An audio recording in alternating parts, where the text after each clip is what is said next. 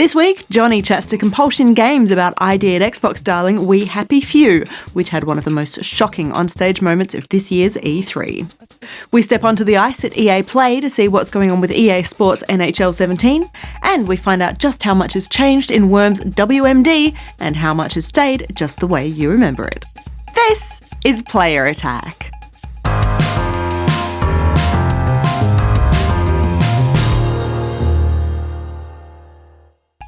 Hi, I'm Jessica Citizen, and this week there's still more Pokemon Go all over the news.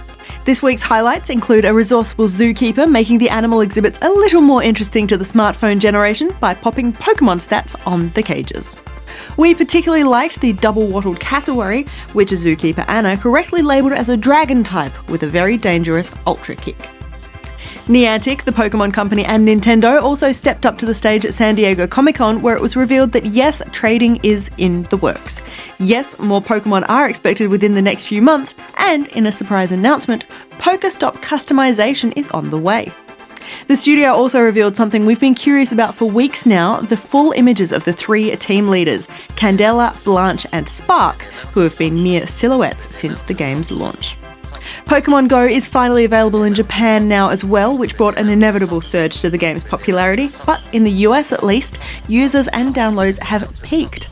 Within less than a week of launch, Pokemon Go had more active users than Twitter, had been downloaded more times than any other app in the App Store's history, and was labelled the biggest mobile game in US history, with more than 21 million daily users logging in to catch them all.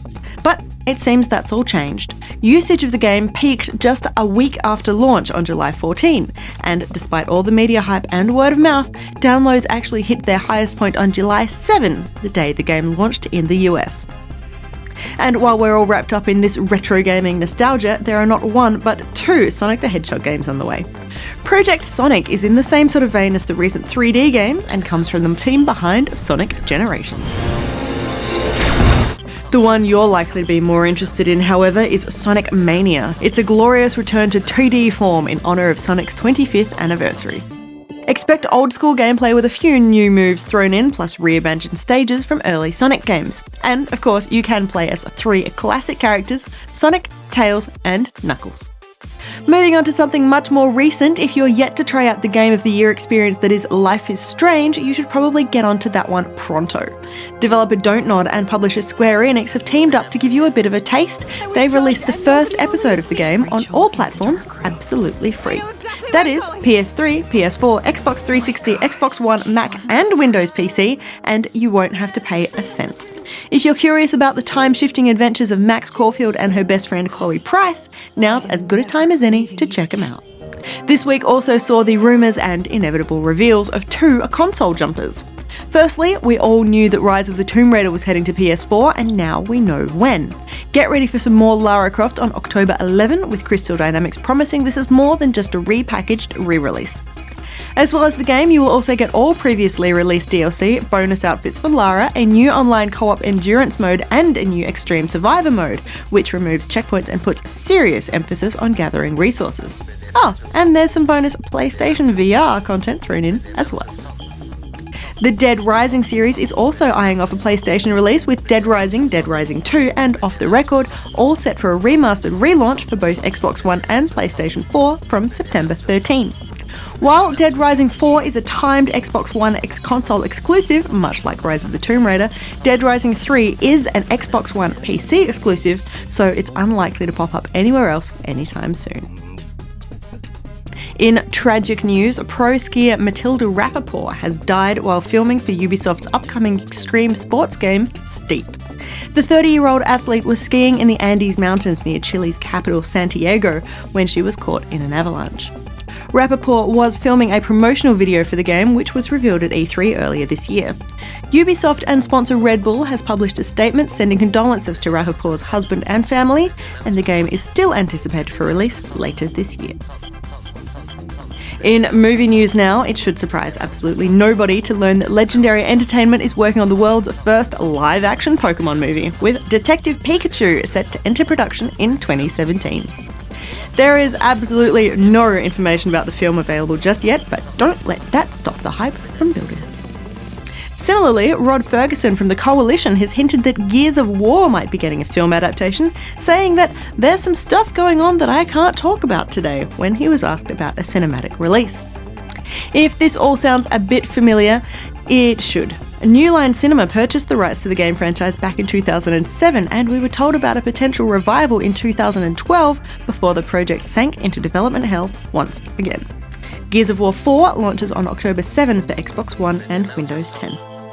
And while we normally end on that note, there is something else worth mentioning. Remember when we chatted to the Adelaide Auguries, a real-life Quidditch team, and they told us about some upcoming international events? Well, the Australian team, the mighty Drop Bears, have won gold at the 2016 IQA Quidditch World Cup, taking out the USA 150-130 and serving the Americans with their first ever loss. As well as defeating the team that knocked them out of the 2014 final, the Drop Bears also won against Germany, France and Canada, winning the Golden Snitch in all 4 finals matches. Congratulations, Drop Bears! For more information on any of these stories or to keep up to date with the latest gaming news, head to playerattack.com. But for now, stick around, we've got plenty more still to come.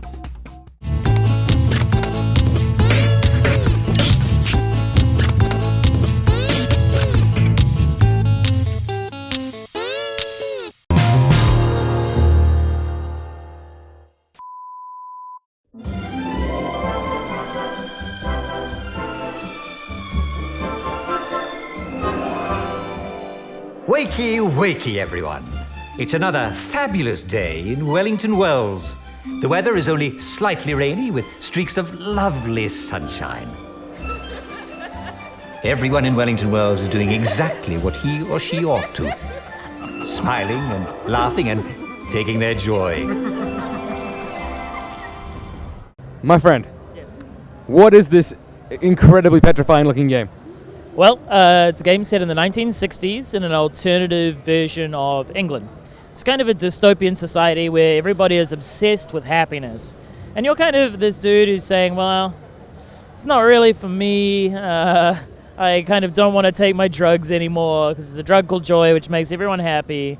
And he says, I don't want to do this anymore. And he becomes what they call a downer. Now, if you're a downer, basically you're a dude that doesn't conform with society, and they don't like that very much. When I say obsessed with happiness, I mean that anyone that challenges the idea that this society isn't perfect, they get beaten up pretty quick and, well, mostly killed, but, you know, who knows? Sometimes just get kicked out like you do. Some pretty heavy Orwellian vibes going on here. Yep, that's pretty much one of the big influences. So I think it's probably better to talk about Brazil, the Terry Gilliam movie, than it is to talk about, say, 1984. 1984, obviously, terrifying and disturbing film. But Brazil's equally terrifying, disturbing, but it's also absurdist. So for us, like, obviously this is not super serious, but at the same time it's chilling and creepy. So it's pretty interesting. Do you know the secret behind the famous Wellington Wells smile? Well, it's the miraculous little pill ingeniously called joy. And it helps us forget anything bad that might have happened to us. And life is just wonderful every day. Basically, We Happy Few is how to explain this? Basically, it's a narratively driven, procedurally generated game. Okay, so it's kind of like a roguelike. So you run around in a world that's not the same every time. There is a definite period through which you will need to complete the game. And you have 3 characters to play through.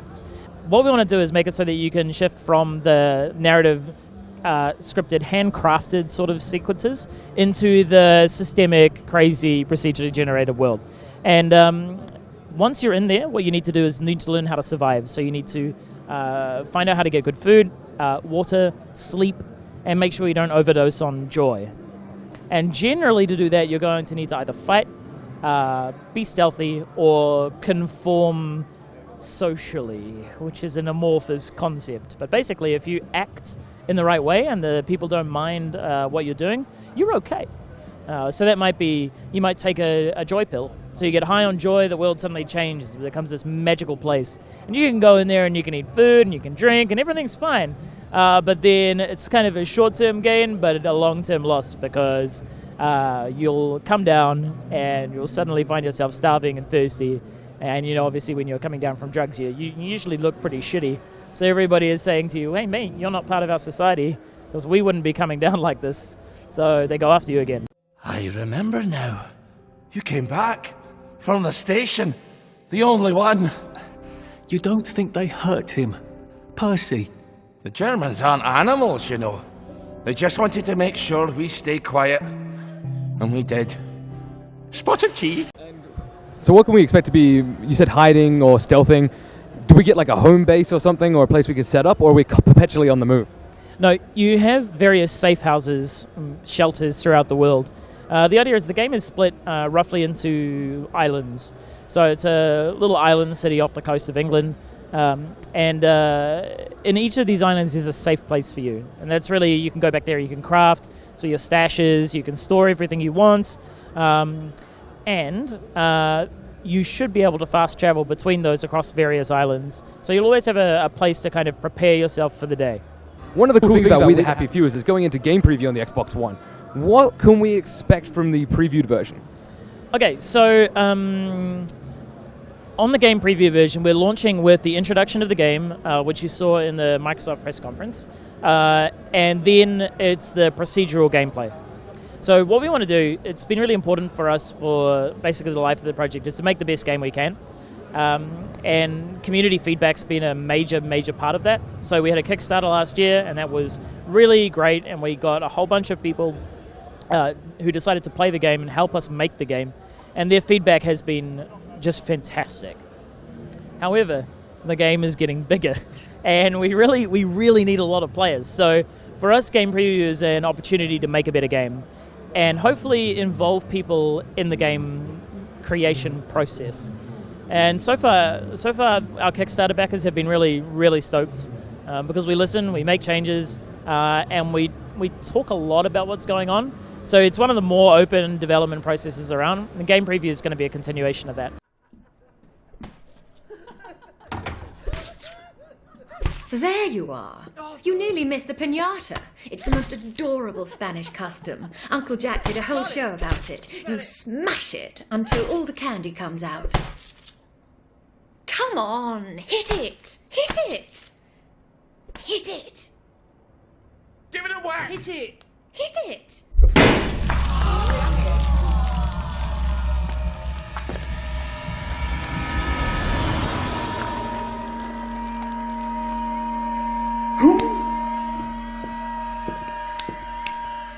You are off your joy. Take one of mine. Oh my lord. He's a downer. Full security. We've got a downer.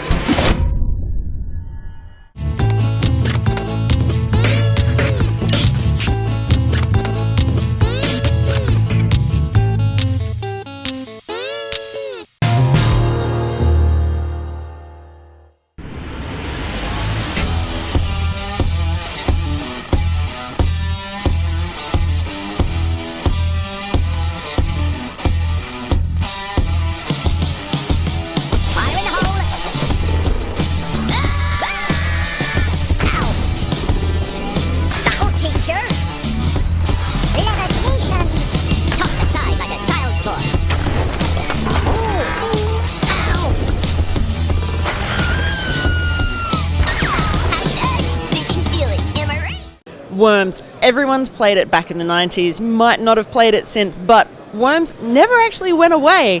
And more to the point, they're back right now with Worms W.M.D. I'm here with Sean from Sold Out. We are talking Worms W.M.D. and I've just looked at it. It looks incredible. Yes, it's Worms as you might remember it, but better, cuter, an overhaul art look, as well as a lot more weapons and what we've seen today, a lot of customizable kind of items and tools and gadgets. Let's start with the visuals, because Worms had such a classic look. It was, everybody knew what it looked like, except now it's different. It's got some, it's a bit more arty. It's really cute. Yes, I personally relate to this art style. With every good game that kind of changes over the years, you need it to look nice, fresh, and as we just stated earlier, it looks cute, and cute works well. For something that involves just blowing the crap out of everybody else. Yes, definitely. I mean, there is a lot of crazy tools of destruction, so you might as well balance it out with, you know, smiles and quirkiness in there as well. Royale with cheese.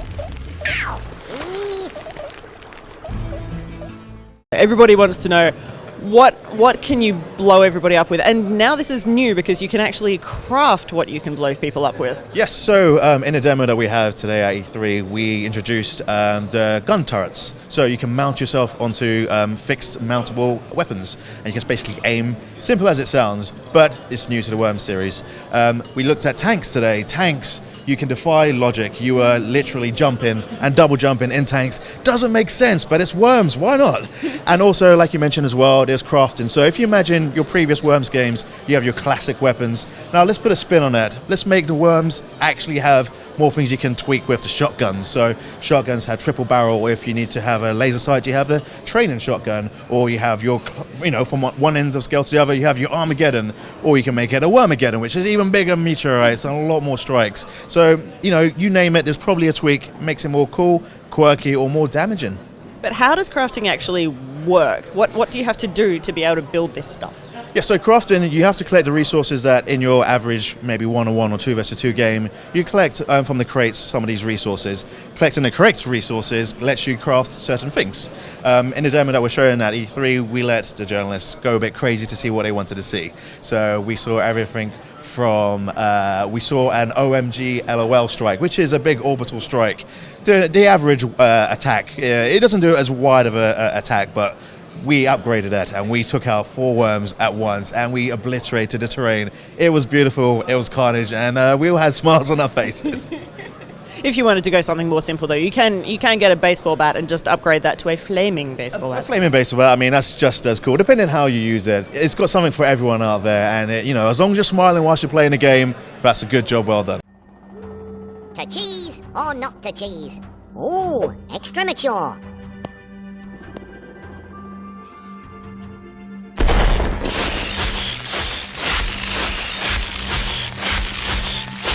Good job, it missed my camp. As we've sort of glossed over, this isn't the first Worms that's come back since the 90s. Worms has been sort of ticking away in the background for quite a while now. So what if someone hadn't played it since, house parties back in the 90s, what has changed over a couple of decades? So you don't want to tweak too much of the Worms formula, otherwise it won't be Worms anymore. So navigating is still the same. You move, you jump, you get your ninja rope, you fire it, and you swing from place to place. What you would see that is different is we've also got interiors. So, you might want to grab some cover, go inside a building. You might find some items in the building, as we saw in some of the training. We navigated with the ninja rope to the top. So that's kind of new to the game as well. But Worms has changed over the years. So if you had played Worms from the 90s, there's been even a 3D Worms. There has been Worms on every format, mobile.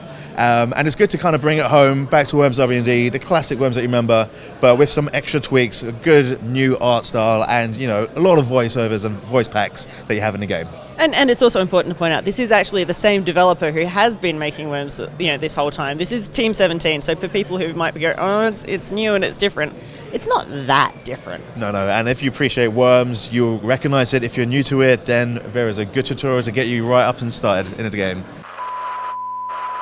Who provides our troops with protective cover? We do. Who puts the dye in dynamite? We do. Who obeys every order from their commanding officer, even if it means crashing in a wreckage of twisted metal behind enemy lines? We do. Gain a new perspective on life by taking to the skies in a helicopter gunship. Bring peace to the world with a front-mounted chain machine gun. Join us to reach your true potential and make Mom and Pop proud. Now who wants to sign up today? This here recruitment drive was brought to you by Worms W.M.D. We'll make you dangerous.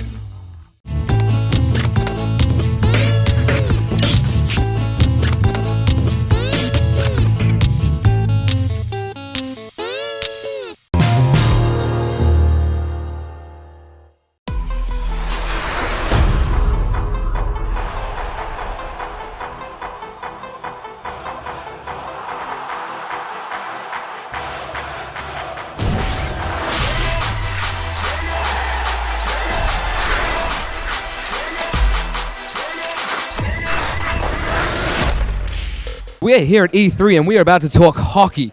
My man, some people where we come from don't quite know what the game is. If they've never played before, is this the best one to jump in? This is the one to get. Yeah, NHL 17, really excited. Lots of new opportunities, new ways for people to get in the game, learn the basic controls. We have what we're calling a visual on-ice trainer. It's really about holding your hand through the entire experience. You're going to pick it up, you go into gameplay. We have little hints on the screen that tell you how to shoot the puck, how to pass the puck, how to throw a hit. It'll graduate, it'll walk you through the entire experience. It's really focused on just getting new people in, allowing to understand the sport and the basic controls so they can get to the fun fast. We always talk about hockey being the perfect sport for a video game. It's hard hitting, it's lots of skill, there's a little bit of fighting in there as well, and there's lots of goal scoring. So if they're not brand new to the series as well, how much more depth have you brought in this one? Yeah, with our onboarding specifically, lots of depth. So we're going to walk you through the basics, like I mentioned, just shooting, passing, and how to hit, but also get you into the different face-off mechanics, how to hold your hand on different grips for the face-offs. We're going to teach you goalie controls. We're going to teach you all the new digs, how to do new net battles as well. So whether you're a newbie or an experienced player, the visual on-ice trainer is going to give you lots of tools to just perfect your game and really get the most out of the experience. And one of the big things I've always loved about sports games is there's such a level of customization where you can live the life, essentially. Yeah. Are we expect to see more of that this year? We went really, really big with the customization this year. It's something we're really excited about. We're leveraging customization through all of our modes. Our Be a Pro mode, where you play as yourself and trying to relive that hockey career or create your own hockey career, or our franchise mode, where you're the manager of your team. And you can leverage those customization to really build the identity of your team. Our EA Sports Hockey League is an online team play mode where you and up to 5 of your buddies can take on teams from around the world. We've leveraged the customization there as a progression mechanic. So as you play more games with your buddies and you start to win games, you're going to start to level up and unlock customization to really build that brand of your team.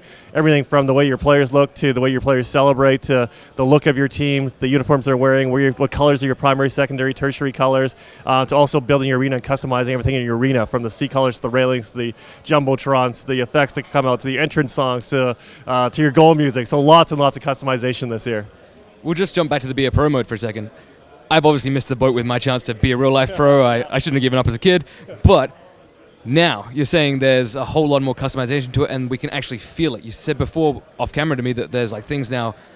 Our first goals, we go back over it, the commentary actually reflects it. Is it really that in-depth now? Yeah, it's really for us about just capturing those moments. I mean, you know, as a pro athlete, step on the ice for the first time is a massive, massive moment in your life, in your hockey career. Scoring your first goal, your first hat trick, or your 100th game, or your 500th game, those key milestones.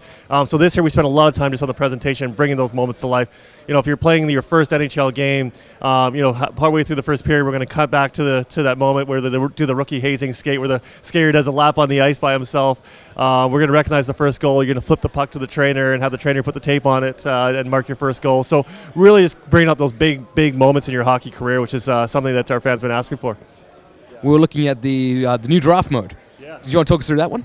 Yeah, Draft Champion, so new mode, another new experience for us when we talk about the package being so big, a new way for people to get in, experience kind of the fun of drafting your team. So what we're going to do is we're going to pre-populate your team, very much like Madden added last year, with players, probably low-rated players, and then you need to, over a series of rounds, up to 12 rounds, we're still trying to work on the final number, you figure out which position you want to upgrade. So literally, you get 4 choices for each round.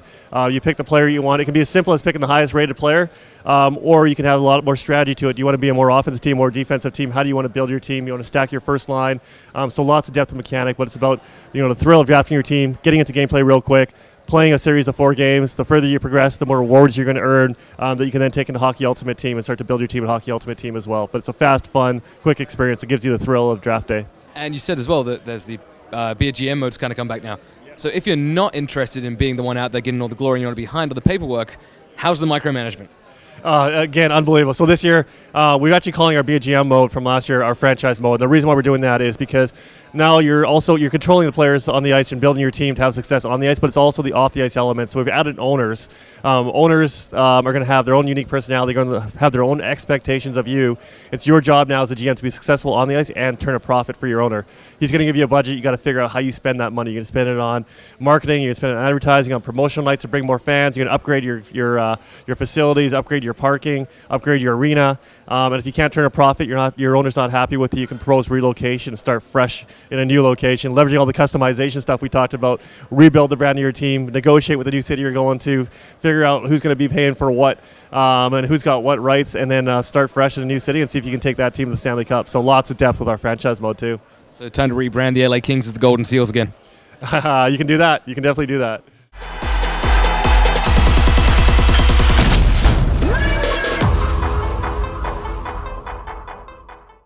And that's about it for this edition of Player Attack. Thanks for watching. Next week, Mike dips into his video game shoebox once again and dusts off one of those games that started it all, the original Rayman, back before he was overrun by rabbits. Plus, for something a bit more recent, we've got a review of a brand new one, Tricky Towers, a physics-based building game that sees tetraminos falling from the sky. In the meantime, you can catch us at playerattack.com. We're on Facebook, YouTube and Twitter. And if you've got something you want to say, send us an email, mailbox@playerattack.com, or just hop on our forums. Also, if you want to support Player Attack, you can find us on Patreon and help us bring you the latest in gaming news, plus all these wonderful interviews and reviews from the world of video games. Till next week, I'm Jessica Citizen, and this is Player Attack.